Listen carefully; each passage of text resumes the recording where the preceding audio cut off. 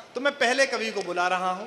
वो मुंबई से आए हैं, मूलतः उत्तर प्रदेश के हैं, लेकिन जन्म से मुंबई में रहते हैं और बहुत ही अद्भुत कवि हैं, हास्य व्यंग के कवि हैं। आपको आनंदित करेंगे, उनकी बातों में आपको रस आएगा। देखिए, पागल हो जाना, बावला हो जाना भी अपने आप में एक बड़ा हुनर है। केवल मीरा पागल होती है, या कोई भगत सिंह पागल होता है, या कोई कबीर पागल होता है। आप अपनी लौ में पागल हो जाएं तो फिर आप राजसी ठाट भोगते हैं अपनी आत्मा का, यानी कि आप दिनेश बन जाते हैं। तो ऐसा दिनेश जो अपने आनंद में बावरा हो गया है, मैं उसे आमंत्रित करता हूं पहले कवि के रूप में। दिनेश बावरा को झूम के सुन लीजिए, बाकी सब तो रस बरस ही जाएगा। एक बार जोरदार तालियों के साथ स्वागत करिए दिनेश बावरा।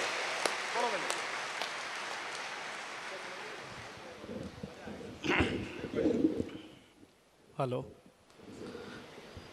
मैं अरे बाप रे, बहुत बहुत धन्यवाद डॉक्टर साहब का, इतना सम्मान देकर के मुझे आमंत्रित किया। कुमार साहब को छोड़ करके हमारे हिस्से में पटेल जी नहीं आए, उन्हीं को ही मूर्ति दी गई बड़ी वाली। तो हम तो घर पे क्या बताएंगे कि हम कहाँ गए थे नमन भाई, बरो कि नहीं। कोई तनाव लेना नहीं, इको बिल्कुल मत करना भैया। हाँ, शार्प है ना, बस माइक। हाँ हाँ, मतलब माइक आपका इतना अच्छा है कि इसमें अगर राहुल गांधी भी भाषण करें तो नरेंद्र मोदी जैसी आवाज़ आए। बस हमारा कहने का तरीका ऐसा वाला रहेगा। व्यवस्था बहुत अच्छी है। ये सर का जो माइक है, ओ भैया, माइक वाले भैया, सर का भी माइक चालू करिए। हाँ, वही प्रमुख हैं, हम ऑर्केस्ट्रा वाले हैं, गाएंगे वही। हाँ, कोई टेंशन लेना नहीं। लेकिन डॉक्टर साहब, हमने कभी अपने दादी के किस्से कहानियों में सुना था कि एक राजा होता था, एक राजकुमार होता था, जो अपने भाषा से, अपने व्यक्तित्व से दिल जीत लेता था। हमने सुना था, अगर देखा तो कुमार विश्वास जी के रूप में देखा, और आज यहाँ पर उनके संगत में बनना बन रहा है। देखिए, गुजरात में आए तो मैं जो जानता था कि आज वो धोती पहन के आएंगे, क्योंकि सर्वाधिक कथावाचक गुजरात ने दिए हैं, राम को गाने वाले गुजरात ने दिए हैं। और राम जहाँ पैदा हुए वो उत्तर प्रदेश है, वो उत्तर प्रदेश से आते हैं। जो वहाँ से आता है, गुजरात उसको गाता है। इसके लिए इससे बड़ी उपलब्धि आज की रात हमारी क्या होगी। नहीं, ताली वाली मत बजाओ, मैं बहुत ठीक ठाक आदमी हूँ। भारतीय आदमी की आदत होती है कि वो सत्यनारायण भगवान की कथा 10वीं बार भी सुन रहा हो, तब भी जब तक पंडित ना कहे कि अध्याय समाप्त हुआ, तब तक वो अक्षत फूल नहीं छोड़ता, क्योंकि ठीक से सुन ही नहीं रहा होता है। तो मुझे पूरा भरोसा है कि आप मुझे ठीक से नहीं सुनोगे तो मैं आपको बता दिया करूँगा कि अध्याय कहाँ समाप्त हुआ। वहीं ताली ठोकना मेरी भी इज्जत रह जाएगी कि आपकी भी इज्जत रह जाएगी। और अतिरिक्त मेरा परिश्रम कम हो तो भी मुझे दाद ज़्यादा देना। हाँ। क्योंकि मेरे गांव से कुछ लोग मुझे सुनने आए हैं, इस चक्कर में ये करता क्या है। हाँ, वो रंजीता मैडम बैठी हुई हैं, मानस परिवार के लोग आए हैं, हमारे गांव के लोग हैं, तो मेरी गांव में इज्जत बन जाए, इसके लिए मेरी इज्जत करना। पहली टिप्पणी देखना, आपको आनंद आ जाएगा।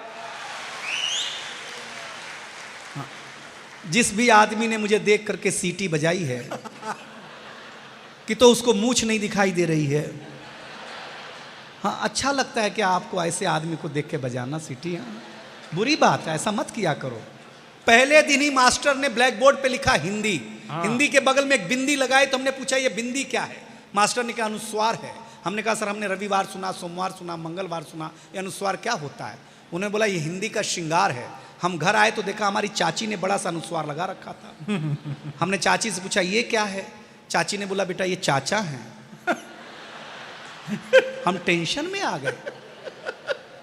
हम भाभी के पास गए, भाभी ये कौन है। बोले बाबू ये भैया है। हमारा माथा खराब हो गया। आनंद वालों, हम शाम को वॉश बेसिन में मुंह धो रहे थे तो देखा चाचा नल की टोटी से चिटका हुआ है, वॉश बेसिन के आईने से चिटका हुआ है। चाचा को जब हम कमोड पे चिटका हुआ पाए, भाई साहब, इतनी दुर्दशा चाचा की एक दिन में कभी नहीं देखी।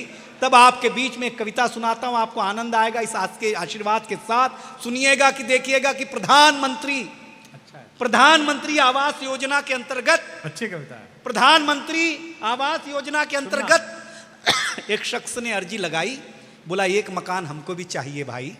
अधिकारी ने नजर उठाई, बोला चाहिए मकान तो बताइए अपना नाम। शख्स बोले राम। वाह। अधिकारी बोला पिता का नाम बताएं। राम जी बोले दशरथ लिख दिया जाए। अधिकारी बोला पता अयोध्या मत बता देना वरना अस्तित्व ही खो बैठोगे। अभी तक तो मंदिर के लिए ही तड़प रहे थे, ये बताने के बाद सरकारी आवास से भी हाथ धो बैठोगे। बात है, वाह। अच्छा है। राम जी बोले जब अयोध्या है तो अयोध्या ही बताऊंगा, और कहीं क्यों जाऊंगा। अधिकारी बोला लगता है रामलीला के सताए हुए हो या पागल खाना समझ के आए हुए हो। राम जी बोले ना रामलीला का सताया हुआ हूं न पागल खाना समझ के आया हुआ हूं। आप तो मेरी अर्जी पर ध्यान दे दो। हूं तो मैं राम, पर आप आम आदमी समझ के ही मकान दे दो। कवि के कहने का ढंग देखिए, आप आम आदमी समझ के ही मकान दे दो। अधिकारी बोला वाह वाह राम जी, न धनुष है न बाण है, आप राम हो इस बात का क्या प्रमाण है। राम जी बोले सब कुछ तो प्रमाण का ही खेला है, प्रमाण के ही चलते तो मंदिर निर्माण को इतने दिनों तक ठेला है। आज के बाद तेरे कार्यालय में कभी नहीं आऊंगा, क्योंकि खुद को राम साबित ही नहीं कर पाऊंगा। वाह, अच्छा है। अगली दो पंक्तियों में पांडाल बिना हाथ ताली बजाए रुक जाएगा तो जो चाहिए हार कर चला जाऊंगा यहां से।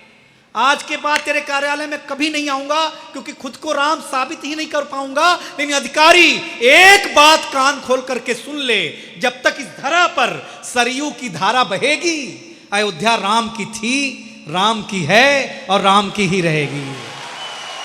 बहुत अच्छे, बहुत अच्छे दिनेश, बहुत अच्छे। क्या है, प्रेम करिए। मैं दुनिया में बैठ कहता हूं कि प्रेम करो, लव मैरिज करो। हाँ, क्योंकि लव मैरिज और अरेंज मैरिज में एक डिफरेंस है। लव मैरिज में अपने ही गर्लफ्रेंड से शादी होती है। अध्याय समाप्त हुआ।